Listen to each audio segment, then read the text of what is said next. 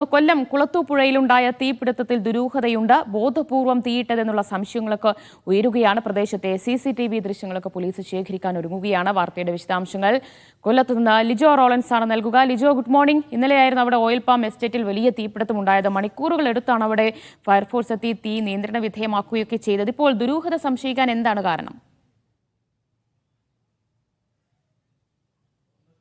Good morning ദിവ്യ. ഈ കണ്ടച്ചിറയുള്ള oil palm എസ്റ്റേറ്റിലാണ് ഇന്നലെ വൈകുന്നേരത്തോടുകൂടെ വലിയൊരു തീപിടുത്തം ഉണ്ടായത്. ആ തീപിടുത്തം ഉണ്ടായതിന് ശേഷം ആ സ്ഥലത്താണ് ഞാനിപ്പോൾ ഉള്ളത്.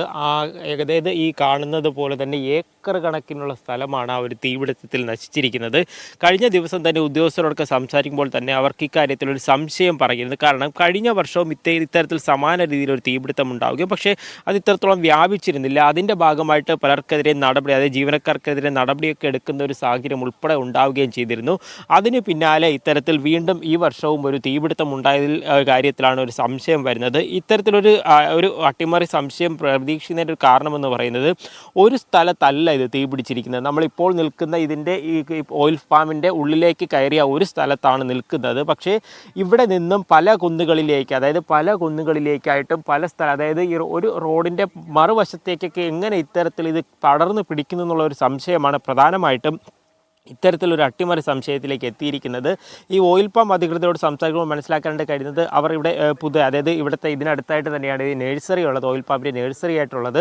അവിടെയൊക്കെയുള്ള ഏകദേശം 2000-ഓളം ചെടികൾ കത്തി നശിക്കുകയും ചെയ്തിട്ടുണ്ട്. ഇത്തരത്തിലൊരു വലിയ തീപിടുത്തം ഉണ്ടായി. കാര്യം ഈ പ്രദേശമാകെ ഇപ്പോഴും പുക ഉയരുന്നുണ്ട്. ആദ്യം നിയന്ത്രണ വിധേയമായെങ്കിലും പുലർച്ചെ 3 മണിയോടുകൂടെ വീണ്ടും ആ തീ പടർന്നു പിടിക്കുന്ന ഒരു സാഹചര്യം ഉൾപ്പെടെ ഉണ്ടാകുന്നുണ്ട്. ഈ ഭാഗമാകെ, അതായത് ഈ പുല്ലുണ്ടായിരുന്ന ഈ ഭാഗമാകെ കത്തി നശിക്കുകയും മാത്രവുമല്ല, ഇതിന് മറുവശത്ത് നിന്ന് പോലും പുക ഉയരുന്ന ഒരു സാഹചര്യം ഉണ്ടായെങ്കിൽ എന്തുകൊണ്ട് അത്തരത്തിലൊരു കാര്യമുണ്ടായി? ആരെങ്കിലും തീയിട്ടതല്ല, അല്ലെങ്കിൽ പല സ്ഥലങ്ങളിൽ ഒരേ സമയത്ത് ഇത്തരത്തിൽ എങ്ങനെ കത്തിപ്പിടിക്കുന്നു എന്നുള്ള കാര്യമൊക്കെയാണ് പ്രധാനമായിട്ടും ഈ ഒരു സംശയത്തിന് കാരണമായിട്ട് പറയുന്നത്.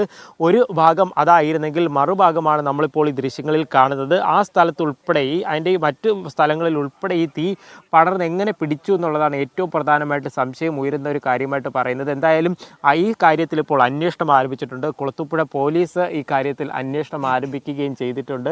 കുളത്തൂപ്പുഴ പോലീസ് അന്വേഷണം ആരംഭിക്കുന്നതിനൊപ്പം തന്നെ CCTV ദൃശ്യങ്ങൾ ഉൾപ്പെടെ ശേഖരിച്ചുകൊണ്ടുള്ള ഒരു അന്വേഷണമാണ് ഇപ്പോൾ നടത്തിക്കൊണ്ടിരിക്കുന്നതെന്നുള്ള കാര്യമാണ് നമുക്കിപ്പോൾ മനസ്സിലാക്കാനായിട്ട് കഴിയുന്നത്.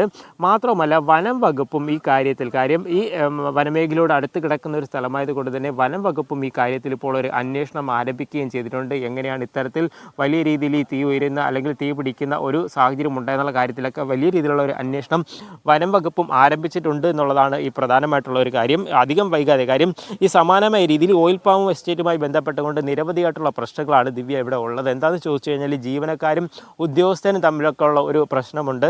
ആ പ്രശ്നമൊക്കെ പരിഹരിക്കുന്നതിന് വേണ്ടിയുള്ള ശ്രമങ്ങൾ നടന്നെങ്കിൽ അതും കഴിയാതെ വന്നു. അപ്പോൾ അതിൻ്റെയൊക്കെ ബാക്കി പത്രമാണോ ഇത്തരത്തിലൊരു തീപിടുത്തം ഉണ്ടായെന്നാണ് സംശയിക്കുന്നത്. സമീപത്ത് ഇതിന് കുറച്ച് അകലെയായിട്ടൊക്കെ ഏകദേശം 1 കിലോമീറ്റർ അകലെയൊക്കെ ജനവാസ മേഖലയൊക്കെ ഉണ്ട്. അവിടേക്കൊന്നും പടരാത്ത രീതിയിൽ നിയന്ത്രിക്കാൻ കഴിഞ്ഞു എന്നുള്ളതാണ് ഏറ്റവും ആശ്വാസകരമായിട്ടുള്ള കാര്യം. ഇനി വെയിൽ കൂടി വരുന്ന സമയത്ത് വീണ്ടും തീ ഉയരുമോ എന്നുള്ളൊരു സംശയവും അധികൃതർക്കും ഫയർഫോഴ്സ് അധികൃതർക്കും ഉൾപ്പെടെ ഉണ്ട് എന്നുള്ളതാണ് പ്രധാനം. ദിവ്യ.